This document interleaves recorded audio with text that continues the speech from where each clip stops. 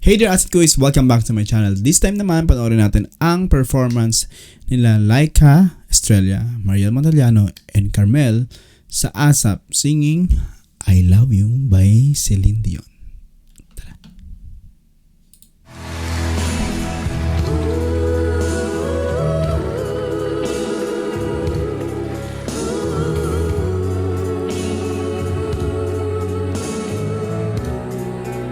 Sino una? Hey. I must be crazy now. Wow. Baby, I drink too much. May sariling tunog si Laika talaga. Alam mo, maririnig mo na, distinct yung voice nito. Alam mong wala siyang katunog sa ibang singers. But when I think of you, I long to be your touch. To whisper in your ear. Wow, may bali.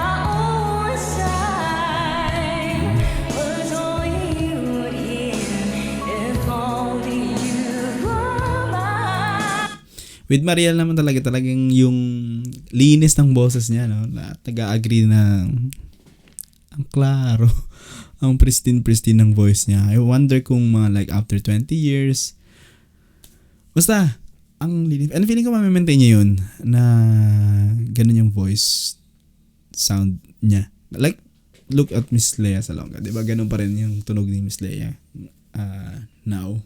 Kung ano yung tunog niya noon, yun at yun pa rin ng sound niya. Galing.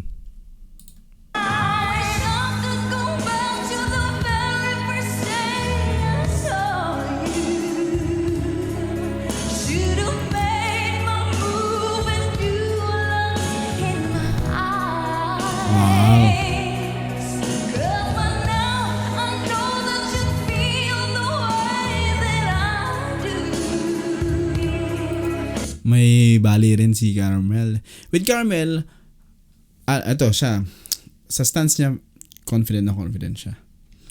Pero during The Voice, actually na rin siya dun eh. Naririnig ko na siyang confident talaga eh. Now, nag-mature na kasi din siya lalo at for sure, mas maraming trainings ang ginawa niyan. Kaya, look at her. Champion.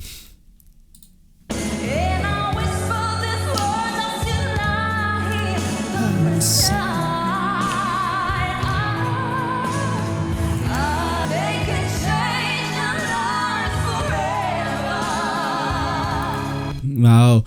Pinapakinggan ko Though parang may ingat silang ginagawa na talaga na wag magkamali kasi masisira yung harmonization. Ramdam lang na ganun. Iniingatan talaga. Maigi.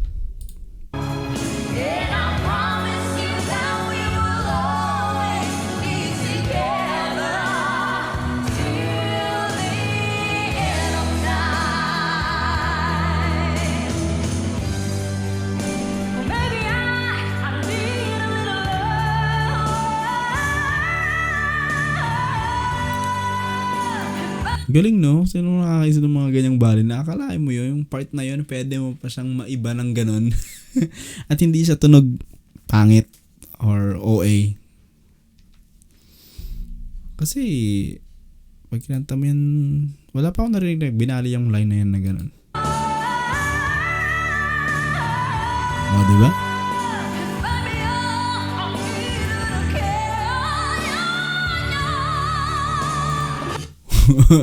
Yan na yung boss ni Carmel na ni Carmel na ng lalamon talaga eh. Tsaka yung ganong tunog niya na yun,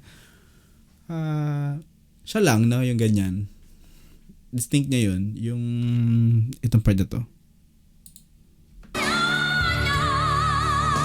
Yan, tapos yung sasabihin niya ng vibrato.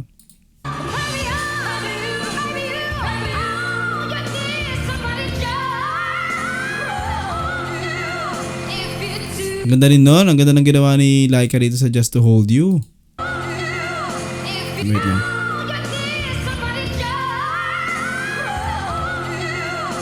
Diba? Nice.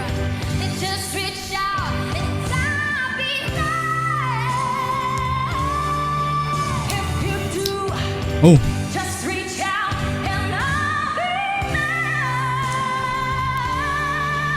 Wow.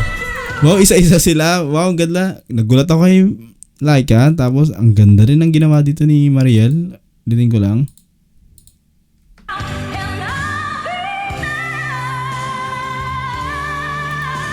Nagulat ako. No? Nice. Dun din sa B.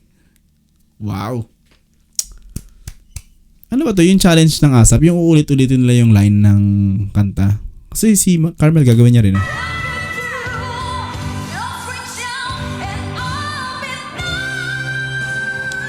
Yan na naman. Ulit niya yung sinasabi ko.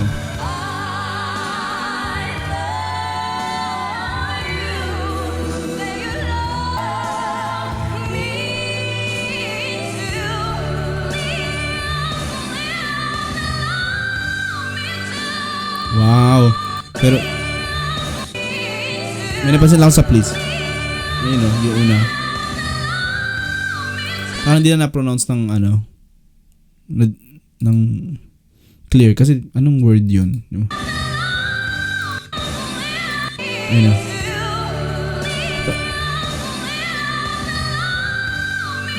Yun. Or may bali yung ginagawa kasi.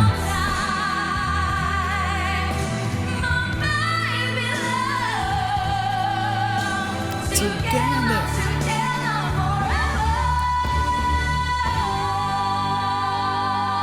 Woo. Wow. New Gen Champions. At least nadagdag na ngayon si Carmel sa kanila. Bakbakan na sila ngayon sa ASAP talaga. Nice. At least nakakahanap ng mga bagong singers. No? Ang maganda lang na mangyari dito talaga is ma-maintain yung whatever yung popularity nila.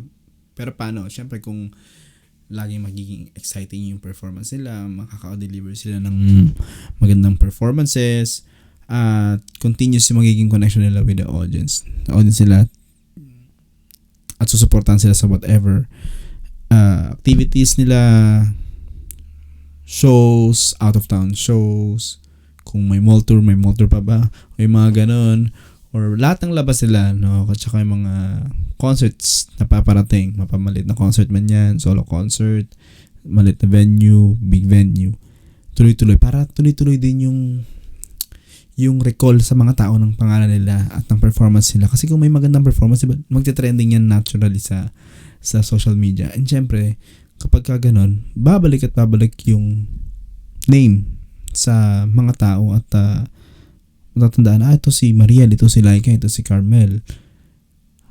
Doon, hindi mawawala yung kinang ng kanilang mga between ng mga pangalan nila.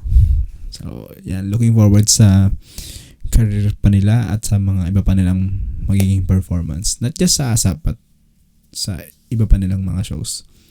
Kaya ano masasabi niyo sa performance nila ng I Love You ng Celine Dion? Surprised din ba kayo? Kasi ako, yes. Surprised kasi ang ganda ng mga bale. Ang galing. Tsaka ang dami pa nila parang pwedeng magawa nun sa kanta na yun, no? Yun. Paki-comment lang sa comment section, alright? At babasahin natin. Maraming salamat sa panonood ng video na to. Like and mag-ingat. Bye-bye.